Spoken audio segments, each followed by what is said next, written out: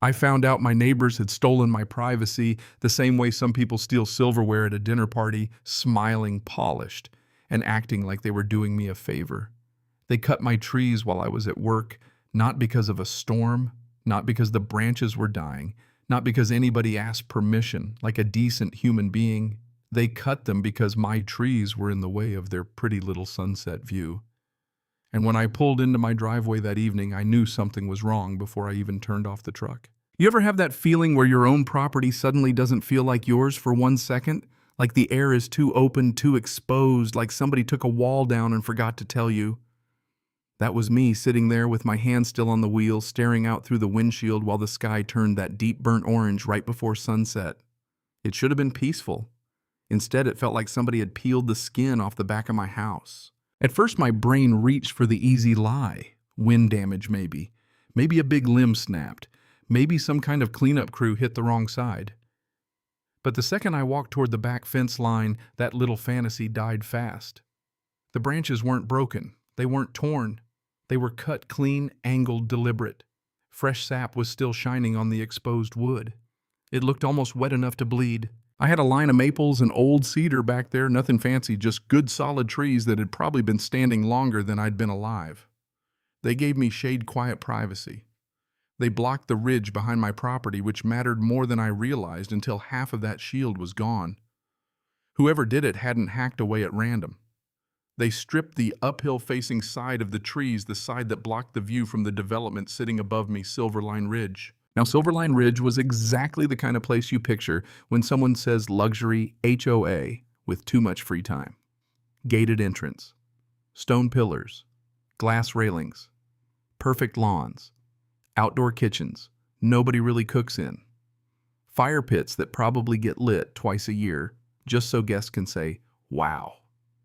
They carved those houses into the hill about 6 years before all this happened, and from up there, yeah, the view was spectacular. Valley for miles, sunsets that make people feel like they've won at life. Problem was, my trees were part of that view, or rather part of what blocked it. And standing there looking at those sliced up branches, I realized this wasn't landscaping. It wasn't some misunderstanding over a property line. It was control. Somebody had looked down at my land, decided my trees were inconvenient, and acted like my side of the hill existed to improve their side of the hill. I went inside before anger could make me stupid. That's one thing I've learned. Outrage feels good for about 10 seconds. Then it starts costing money. So I pulled up the security footage. I've got a few cameras around the property, nothing dramatic, just enough to catch deliveries. Coyotes, the occasional raccoon acting like he pays taxes. It didn't take long to find what I needed. At 10:14 that morning, a white utility truck came in through the rear access path behind my land, not through the main road, not where anybody innocent would show up. 2 guys got out in helmets and safety vests, chainsaws already in hand. No hesitation, no knocking, no checking, no, "Hey, are these your trees?" Nothing. They went straight to work. And they were good at it, too. That's what made it worse. Efficient, controlled, professional. They cut in sections, dropping limbs, carefully avoiding anything that would crash into the wrong place. This wasn't a couple idiots with rented saws. This was a hired crew, doing exactly what they'd been told to do. The truck had no company logo, no business name, just blank white paint, and a pair of men who looked completely unbothered by the fact they were trespassing on somebody else's property in broad daylight. I zoomed in frame by frame until I got the plate number, blurry but readable. I wrote it down on the back of an electric bill and just stared at it for a while. That was the moment the whole thing changed in my head. Before that, part of me still wanted to believe in confusion. After that, no. Confusion doesn't arrive with chainsaws in an unmarked truck. That kind of confidence comes from permission, just not mine. I barely slept. Around midnight, I went outside and stood near the back line again, where the trees used to close everything off. And for the first time since I bought that place, I could see lights from the ridge above me. Little glows from patios and kitchen windows. Then I noticed something else, red dots. Tiny at first, then more. Cameras. Several of them. Mounted along the edge of those houses and angled downward, not toward their own driveways, not toward the street, but toward my land, toward my house. One of them, I swear to you, had a clean line toward my bedroom side. I stood there in the dark, feeling that slow, cold kind of anger, the one that doesn't yell, doesn't shake, just settles in your bones and gets organized. That's when it hit me. The trees hadn't just blocked a view, they blocked sight lines. These people didn't just want the valley, they wanted visibility, maybe security, maybe curiosity, maybe control, dressed up as neighborhood standards. Whatever it was, it had gone way past rude. The next morning, I took the plate number and drove up to Silverline Ridge. That gate looked like it charged monthly dues just for existing. Tall stone columns, polished metal cameras tucked into the corners, everything designed to say you don't belong here unless someone says you do. I hit the call button and a calm little voice came through the speaker. The kind of voice trained to sound polite while quietly deciding whether you're worth letting in. I gave my name and said I needed to speak with whoever handled HOA matters. I didn't mention the trees yet. Didn't mention the cameras. A pause, a click, then the gate slid open. The whole drive up felt staged. Every lawn trimmed to the exact same height, every driveway spotless, everything curated to within an inch of its life. And as I climbed higher, the valley opened wider and wider. Wider because somebody had already decided to erase part of my property to improve their view of it. The HOA office sat near the top, all glass front and clean lines with framed sunset photos inside, like they were selling scenery instead of rules. The woman at the desk smiled a little too fast when I walked in. Maybe she smiled like that at everybody. Maybe she already knew. Hard to say. I told her I needed to speak to whoever handled boundary issues. There was the tiniest flicker in her face. Then she said, "One moment." About 10 minutes later, a man came out from the back. Mid-50s, neat haircut, expensive watch, the kind of calm you only get when you've spent years being obeyed. He introduced himself as Daniel Mercer, president of the HOA, and held out his hand like we were about to talk about parking permits. I shook it. We sat down. I told him exactly what happened. Someone entered my property. Someone cut my trees. Clean cuts, professional work, only on the side facing this development. I asked if it had been authorized by the association. He listened without blinking much. Didn't interrupt. Didn't act shocked. Just nodded a little like I was describing a drainage issue. Then he leaned back and said very carefully that there had been recent discussions about shared growth affecting multiple homeowners' views. I stopped him right there. They're not shared. That landed, not hard, but enough. Then came the offer. Not an apology, not accountability, just that smooth little maneuver people use when they think money will make a boundary disappear. He said they'd be willing to compensate me for any trimming that may have gone beyond what was considered reasonable. I almost laughed, not because it was funny, because it was insulting in such a polished way. Like if you steal a man's front door, you can fix it by offering him a nicer doormat. So I asked him, "How long do you think it takes to grow privacy?" He didn't answer, just looked at me. And in that silence, I understood everything. This wasn't a mistake they wanted to fix. It was a calculation. They figured my privacy had a price. They figured I'd grumble, take a check, and go away. I left before my temper got involved. Walking out of that office, I felt strangely calm. Not better, just clear. Hope was gone, and weirdly, that made things simpler. When I got home, I spread every document I had across the kitchen table, survey maps, deed, county records, all of it. I went through those papers line by line until I could have drawn that boundary with my eyes closed.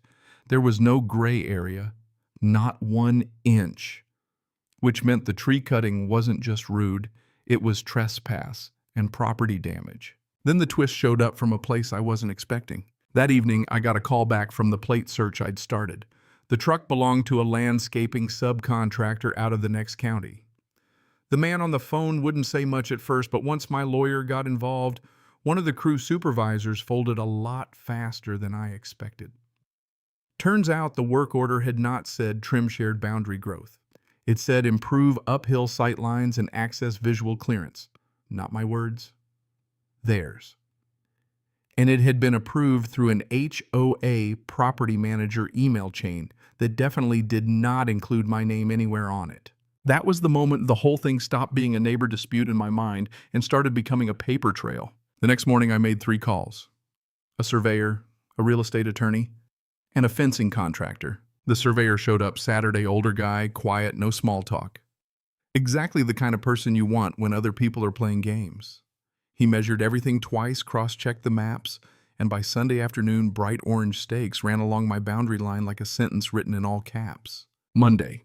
My attorney sent certified letters, trespass, property damage, invasion of privacy concerns, preservation of evidence. No drama, no threats, just facts arranged in a way that makes expensive neighborhoods sweat. Tuesday morning, the fence crew rolled in. 2 trucks, steel panels, equipment humming before the fog had even lifted off the valley. One of the guys asked right on the marked line. I looked at those orange stakes, then up at the ridge, at the balconies, at the cameras still pointed down, like they had every right in the world. Exactly on the line, I said.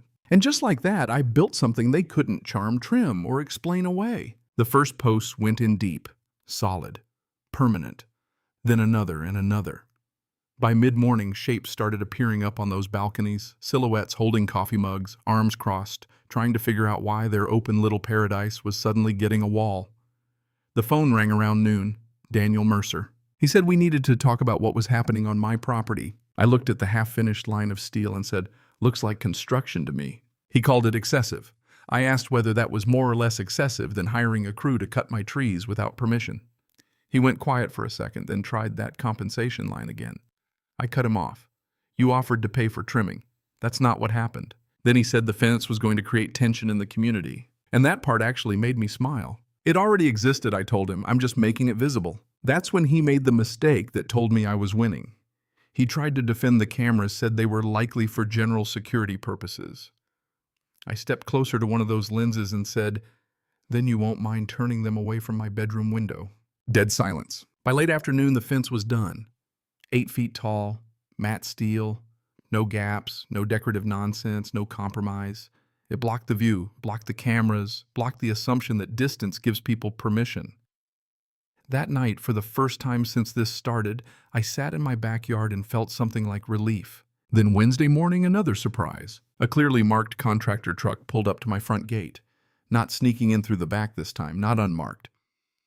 A man in uniform came to the door with a clipboard and said he'd been authorized by Silverline Ridge HOA to begin full restoration along my tree line if I would allow it. Native replanting, privacy screening, follow-up maintenance, full cost covered, guaranteed survival rates, signed paperwork, no negotiation.